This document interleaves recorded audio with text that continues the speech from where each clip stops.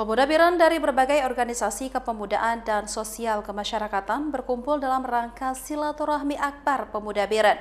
Acara ini digelar di Pendopo Bupati Biren Sabtu kemarin 13 April 2024. Acara silaturahmi ini menjadi wadah bagi para pemuda untuk memperkuat persatuan komitmen mereka demi membangun Biren bersama menjadi lebih maju.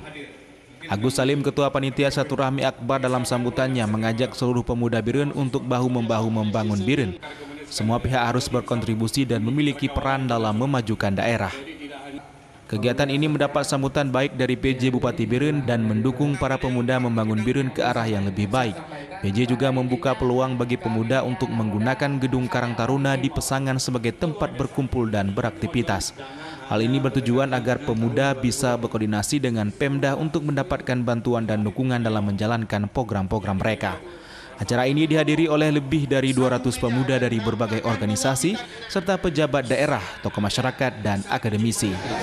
Ya kalau saya lihat ya beliau bekerja ya sesuai dengan aturan yang ada. Mungkin terlepas dari itu ya. Saya tidak.